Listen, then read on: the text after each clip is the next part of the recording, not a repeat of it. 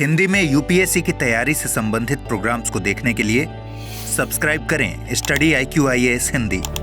भारतीय सेना के पूर्वी कमान हेडक्वार्टर फोर्ट विलियम का नाम बदल करके अब विजय दुर्ग करने की बात की गई है। दोस्तों, आज की चर्चा में हम लोग इसी विषय पर थोड़ा विस्तार से बातचीत करेंगे कि आखिर इस विजय दुर्ग का मतलब क्या हुआ और इस फोर्ट विलियम का इतिहास क्या कुछ रहा है।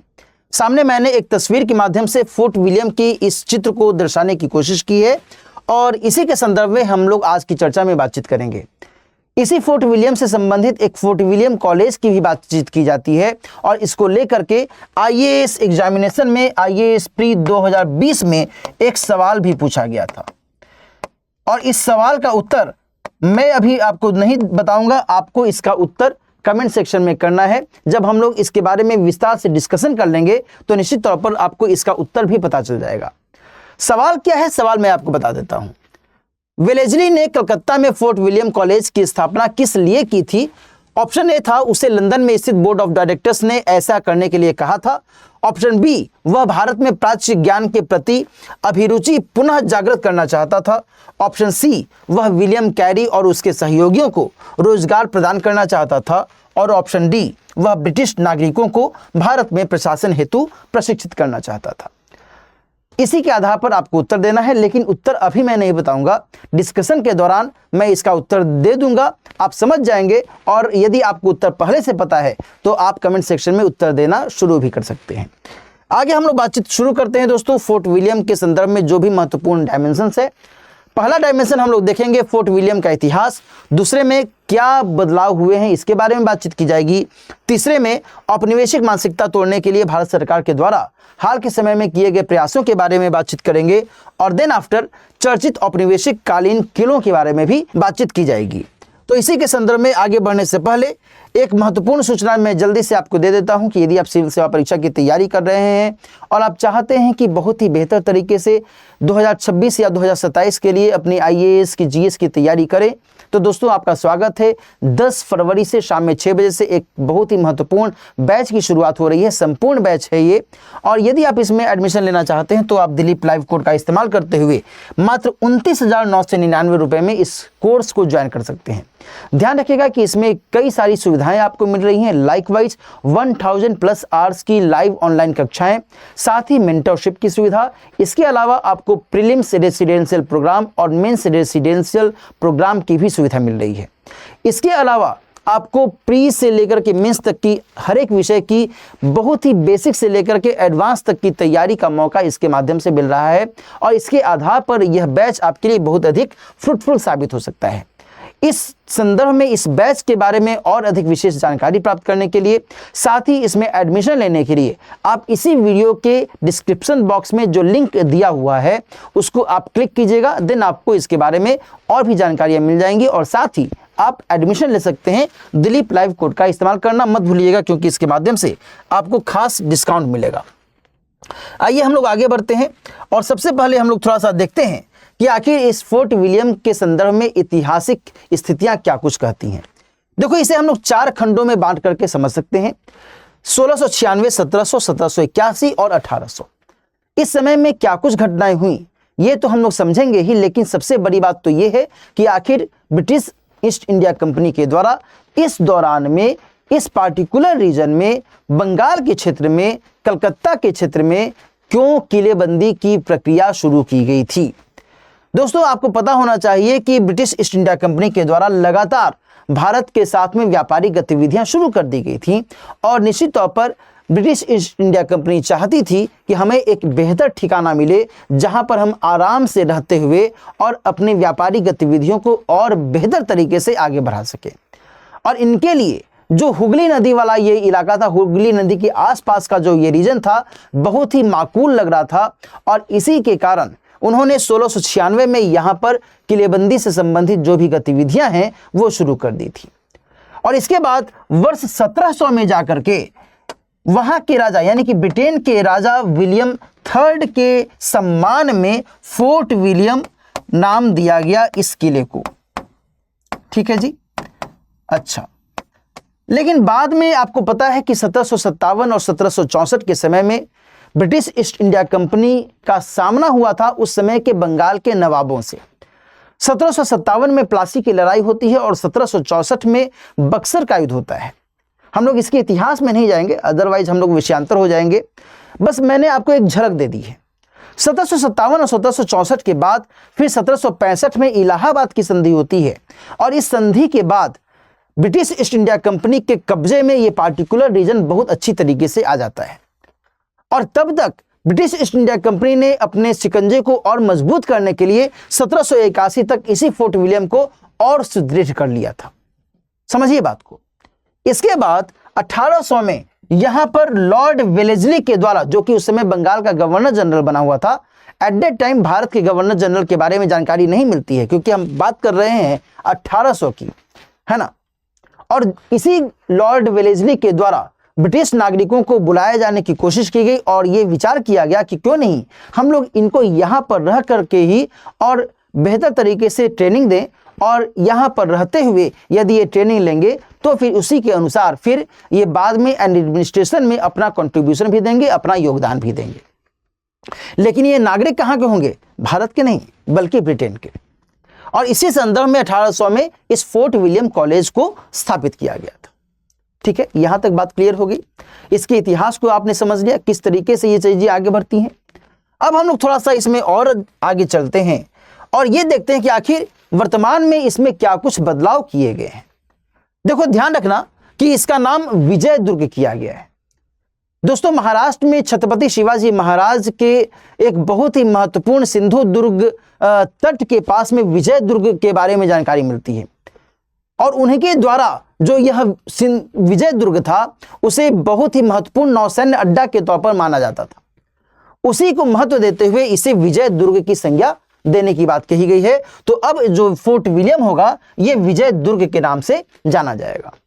Point to be noted my friends कि 1962 के समय में जब भारत चीन युद्ध हुआ था, उसके बाद 1963 में इस पार्टिकुलर रीजन में भारतीय सेना के पूर्वी कमान का हेडक्वार्टर स्थापित किया गया था क्योंकि यहां की संवेदनशीलता, इस पार्टिकुलर रीजन की संवेदनशीलता को मद्देनजर रखा गया था एट दैट टाइम, है ना। अब इसे विजय दुर्ग के तौर पर जाना जाएगा। इससे चीजों को और बेहतर तरीके से स्थापित किया जा सकता है। ठीक है, जो अगला एक बहुत ही महत्वपूर्ण परिवर्तन हुआ है वो बाघा जतीन ब्लॉक के नाम से हुआ है। दरअसल इसका नाम पहले रसेल ब्लॉक था। रसेल ब्लॉक से इसे नाम चेंज किया गया है और बंगाल के जाने माने क्रांतिकारी नेता जो जतीन्द्र नाथ मुखर्जी हैं, जिनको बाघा जतीन के नाम से भी जाना जाता है, उन्हीं को सम्मान देते हुए इसे बाघा जतीन ब्लॉक कहा जाएगा। तीसरा जो परिवर्तन हुआ है इसमें मौनिक शाह हाउस एक नया नामकरण हुआ है। इसी पार्टिकुलर क्षेत्र में एक संरचना है। दरअसल इस मौनिक शाह हाउस के पहले किचनर हाउस नाम था। एक ब्रिटिश सैन्य अधिकारी के नाम पर इसका नाम किचनर हाउस रखा गया था। जो जनरल मानेक शाह हैं इनके बारे में आपको पता होना चाहिए। जनरल मानेक शाह को सम्मान देते हुए यहां पर इसका नाम अब मानेक शाह हाउस रखा जाएगा। ठीक है जी। जो चौथा परिवर्तन किया गया है कि इसी फोर्ट विलियम से संबंधित जो दक्षिणी गेट है उसका नाम परिवर्तित करके छत्रपति शिवाजी महाराज के सम्मान में शिवाजी गेट इसका नामकरण कर दिया जाएगा। ये 3-4 बदलाव यहां पर वर्तमान में होंगे। अब इसी के नाम से इन्हें जाना जाएगा। अब हम लोग जो आगे की गतिविधियां उसमें देखते हैं, जो मैंने आपसे कहा भी कि औपनिवेशिक मानसिकता तोड़ने के लिए क्या कुछ प्रयास किए गए हैं हाल के समय में भारत सरकार के द्वारा। इसी को हम लोग थोड़ा एक एक करके देख लेते हैं। इन चित्रों से आप समझ पाएंगे। ये चित्र जो है ये भारत में जिस तरीके से न्यायपालिका में पहले एक ब्लाइंड फोल्डेड जो एक महिला है जिसकी आंखें पट्टी से बंधी हुई हैं, उनके हाथ में एक तलवार है और एक हाथ में तराजू है, इस तरीके से पहले इनकी मूर्ति दिखती थी। लेकिन अब इसे परिवर्तित किया गया और इनके एक हाथ में भारतीय संविधान और इनकी पट्टी खोल दी गई है और एक तराजू इनके हाथ में जो एज इट इज था उसे रखा गया है ना। तो ये एक परिवर्तन किया गया। इसमें ये बताने की कोशिश की गई कि साहब हम नहीं चाहते हैं कि इस तरीके से कानून को अंधा के तरीके से या फिर दृष्टिहीन तरीके से पेश किया जाए, बल्कि कानून सभी के साथ समान व्यवहार के साथ पेश आना चाहता है। Getting my point. वही दूसरी तरफ जो किंग जॉर्ज 5th जो कि 1911 के समय में जब कलकत्ता से दिल्ली राजधानी स्थानांतरित की गई थी और उस समय वो भारत आए थे, उनके सम्मान में यहाँ पर जो इंडिया गेट है दिल्ली में, इंडिया गेट के पास में उनकी एक मूर्ति स्थापित की गई थी। उन्हीं की मूर्ति को हटा करके और यहाँ पर सुभाष चंद्र बोस जी की मूर्ति को स्थापित किया गया है। ये एक बहुत बड़ा परिवर्तन किया गया। इसके अलावा यहाँ पर आप देख सकते हैं कि भारतीय नौसेना का जो चिन्ह है उसे भी यहाँ पर चेंज किया गया। पहले जो सेंट जॉर्ज क्रॉस था, वो सेंट जॉर्ज क्रॉस भारतीय नौसेना के इस फ्लैग में रहता था, अब उसे चेंज करके और ये जो ऑक्टागोनल या फिर अष्टकोणीय चिन्ह है जो कि छत्रपति शिवाजी महाराज के नौसैन्य मुहर को दर्शाता है, इसी को इसमें शामिल किया गया और बाकी जो चीज़ें हैं इसको इस तरीके से परिवर्तित की गई। यह भी एक बहुत बड़ा परिवर्तन किया गया। इसके अलावा जो कानून के स्तर पर परिवर्तन किया गया है वो भारतीय न्याय संहिता के तौर पर किया गया है, जो कि पहले आईपीसी के तौर पर जाना जाता था, इंडियन पेनल कोड जिसे कहा जाता था, अब इसे भारतीय न्याय संहिता कहा जाएगा। ये सब कुछ खास परिवर्तन भारत सरकार के द्वारा औपनिवेशिक मानसिकता को समाप्त करने के मद्देनजर हाल के कुछ वर्षों में किए गए हैं। ठीक है जी, अब हम लोग थोड़ा सा ये भी देख लें कि चर्चित औपनिवेशिक किले कौन कौन से हैं और किन ईस्ट इंडिया कंपनी से जुड़े हुए हैं। जो प्रथम दो हैं ये ब्रिटिश ईस्ट इंडिया कंपनी से जुड़े हुए हैं, ध्यान रखिएगा। इनमें से एक है फोर्ट सेंट जॉर्ज जो कि तत्कालीन मद्रास में था, आज आप इसे चेन्नई कह सकते हैं। वहीं दूसरा फोर्ट सेंट डेविड है जिसे कि कडलूर में स्थापित किया गया था, तमिलनाडु में ही ये दोनों है ना। फोर्ट सेंट डेविड को कडलूर में स्थापित किया गया था और ये भी तमिलनाडु में ही है। जो तीसरा है वो फोर्ट लुई था जो कि पांडिचेरी में था, जिसे आज आप पुदुचेरी कह सकते हैं, लेकिन ये ब्रिटिश नहीं था, ये एक फ्रेंच ईस्ट इंडिया कंपनी से संबंधित बहुत ही महत्वपूर्ण किला था।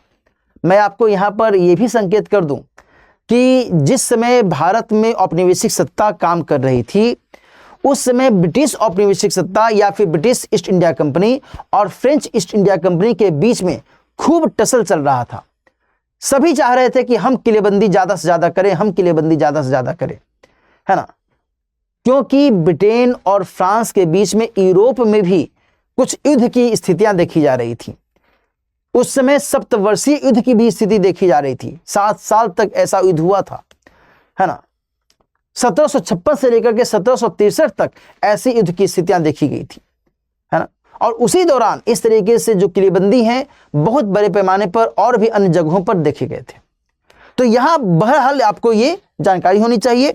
इसके अलावा जो कोचीन में एक फोर्ट इमैनुअल की स्थापना की गई थी, ये फोर्ट इमैनुअल जो पुर्तगाली भारत में आए थे उनके द्वारा स्थापित की गई थी, जिसे आज हम कोच्चि भी कहते हैं और उस समय इसे कोचीन के नाम से जाना जाता है।